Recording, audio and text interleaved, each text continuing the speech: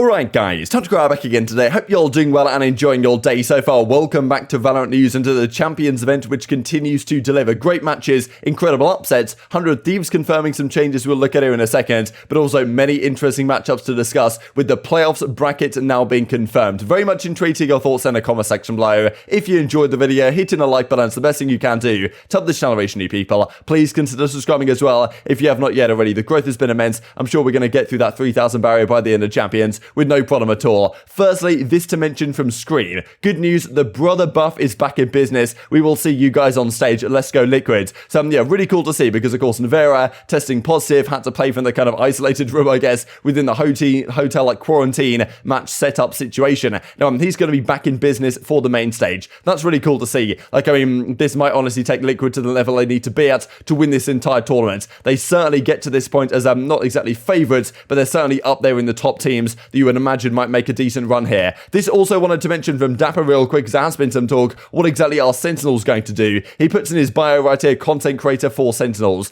Now, whether this is just a joke, there's a good chance that it is just a joke and he's having us on, but at the same time, like, what are Sentinels thinking of doing, right? Because as I said yesterday, I'm not sure they're going to get to the new season with exactly the same roster. Maybe they do, but it might not be the most intelligent decision, just given the way things have gone. So maybe some changes coming to that roster. I'm sure we'll see after Champs and into the new year and stuff like this, what these rosters decide to do, whether they stick together, whether they do not. One roster that definitely is not sticking together though is of course 100 Thieves. Confirmation yesterday. As we continue to reshape our Valorant roster for the future, we are announcing the transfer of Nitr0 from and away from, of course, 100 Thieves. Nick helps to create a winning culture and lifted us to championship heights. We'd like to wish him the best in his next chapter. Now the next chapter we believe is going back to CSGO and playing for the Liquid roster, which quite remarkable really when we first heard about this as a possibility. Automatic also potentially in a similar boat, leaving T1 to go back to Counter-Strike. So yeah, just to hear the confirmation here is quite remarkable already that Nitr0, yes, he is leaving 100 Thieves. The rebuild is going to be through, and they're going to need quite a significant rebuild, right? Because Boy is gone. Seven apparently was trialing with like Luminosity or something. He might not even be there as well because they might not sure he's actually ready for next season. So they've got to build around, are they building around Hiko? Is he going to be there long term? Like Ethan, Asuna, these are already the only guys left on the roster. So significant changes have to be made going forward, as Nitr0 says, thanks so much to 100 Thieves for the opportunity and to compete under such a great organization. More on my future soon. So we'll see what happens for the Nitr0 side. Yeah, kind of crazy to see. Of course, he's been in Valorant for a little bit. Wants to go back to CS. I think obviously a loss for the Valorant scene, but in general, like probably makes more sense for him to just go and play the game that he actually wants to play. Maybe enjoys playing a little bit more. And as Ethan says, fun while it lasted. Hoping at Nitr0 all the best in his future endeavors. Looking forward to rebuilding the team for next year. So certainly a significant rebuild has to come through. I'm sure we will be discussing after Champions concludes what players are these guys going to try and pick up to rebuild their rosters going into next season. Let's talk then about the matches yesterday. First up, Vision Strikers versus Cloud9. All of these, of course, elimination games. One team goes out of the tourney, one team goes on to bracket play. Vision Strikers versus Cloud9.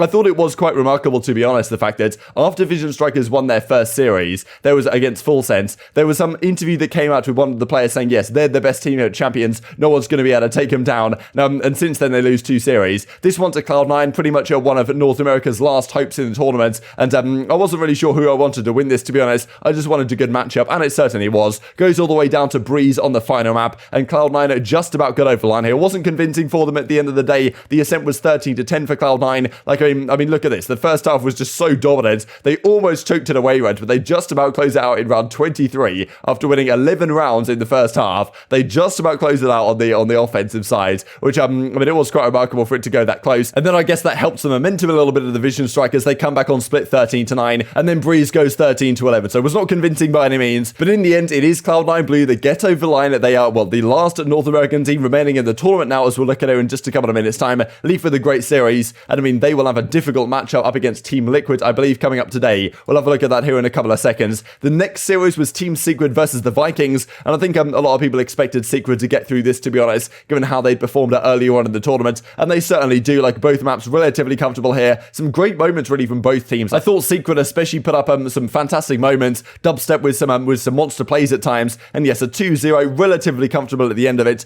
13-6 here on Haven, and then the second map, I mean, Dubstep dominated this one, and then 13-7 on Icebox. So So Secret looking good. They knock out Vikings. They will advance in the tournament along with Gambit, of course, from that Group C that we kind of discussed was a decent possibility. But yeah, Dubstep, this guy's an absolute monster. And I mean, on the whole, yeah, this team pretty much comfortably won that one. But let's talk about this series then from the NV side, because this, of course, was a big one. NV versus X10 Crit. Could NV get through with a, of course, one of the big favorites really coming into the tournament? As Scream says right here, just want to point out, of course, Victor, of course, had a positive test a few days ago. You know, no one can judge their performance here. I'm pretty confident they are the best North American team. But, of course, taking that into the actual match itself, things did not exactly look like that. The game one was kind of crazy. Like, I mean, Patty had some crazy moments right here, to be honest. It goes down to the wire, this game one, and just in the end, NV get over the line and win this game one. And it's like, okay, they're up 1-0, X10 Crit. Can they really bounce back in the series after this Icebox defeat? It's going to be difficult to do so, but they really do make it work here on Split. A similar situation, really, to what Sentinels found themselves in. Split not going their way, goes 11-7 at this point. X10 Crit close it out, and the series once again goes all the way to a game 3. And this is where seemingly anything is possible at this point. I mean, this is a nice play here from Cruz to get the job done, and he continued to make plays like this in the final map here on Haven. This map, honestly, well, I mean, this spray down was just fantastic, but this was a ridiculous map, really, because NV were up 9-3 at the half. This is such a similar situation, frankly, to what happened to Sentinels in their series when they were up 8-4 at the half, and I mean, then they collapsed and lost the entire thing. This time it was 9-3 for NV. All they needed to do was win like 4 more rounds, they would win the entire game. Doesn't happen though. It goes to overtime after X10 Crit bring this back all the way 12-12, and then the overtime goes the way of X10, and NV are out of the tournament as well. NV and Sentinels, the big favorites ready for the North American side coming into this tournament, both of them are falling in the group stages, and X10 move on. Honestly remarkable. As FNS said, we needed this result as a wake-up call. I promise we'll be better and more innovative next time. I love my team. Thanks for supporting us. Obviously a tough spot they found themselves in, right, with Victor getting the positive test and all this type of stuff, but yeah, still not the expected result by any means here, losing to Ascends, now losing. I mean, that group in theory was very achievable, right? Losing to Ascend and X10 Crit to go out of the tournament. Like, I'm pretty sure they beat X10 Crit in the first round, like in their initial matchup, and then they lost to them in the decider. Kind of crazy really from North America to collapse in a way like this. And I mean, of course, that was some of the follow-ups. As Ye says, you know, we just didn't play particularly well. 1-2 versus X10 Crit. And I mean, yeah, I mean, Ye, like, again, like, really the North American star players this tournament, for example, TenZ and Ye, they had some of their highlight moments, but in terms of consistent performances, they just really weren't there, particularly this event, which was kind of surprising, really, given the talent that that region does have. Just didn't really get it put together. And as Sinatraa says, you know, what the hell's going on, right? North America's collapsing right now.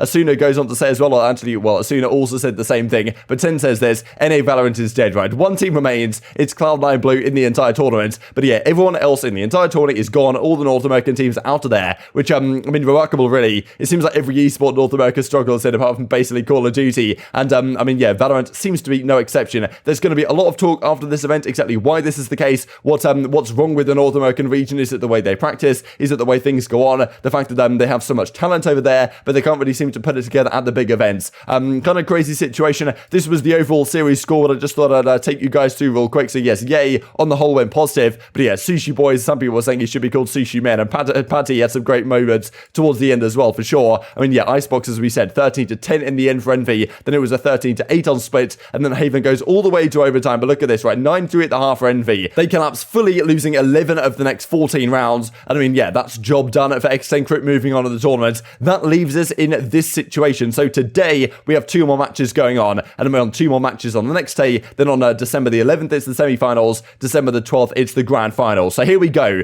These are the 8 teams making it through to the quarters. Definitely some of the names here that you would not have expected to make it, right? Especially given some of the names that didn't make it, the likes of Sentinels, Envy, for example, being some of the 2 biggest examples. Ascend versus Team Secret up first, then Team Liquid versus Cloud9 Blue, then Gambit, X10 Crit, Fnatic, Crit Esports. These are the games. Of course, Ascend probably should be favorites up top here. Not going to be easy though if Team Secret play out as they did. Team Liquid should be able to take down Cloud9 Blue, but who knows if C9 can continue to put up a run. The last remaining stand ready for the North American side. Gambit should take down X10 Crit in theory, but X10 played great that series yesterday, to be honest, against Envy, so congratulations to those guys for sure. And then Fnatic, Crit Esports, that's not going to be easy for Fnatic. If Turko keeps playing how he was playing though, it's going to be tough to stop these guys going through this bracket. Exciting bracket for sure. Form would maybe suggest Gambit versus Team Liquid here in the grand finals, but yeah, anything can happen up until then. Very much intrigued to your thoughts down below. Hope you guys enjoyed the video. If you did enjoy it, hitting the like button tells the YouTube gods this is a good video, others like you should see it as well, and help grow the competitive Valorant community. Thank you for watching as always, take care, and I will see you next time.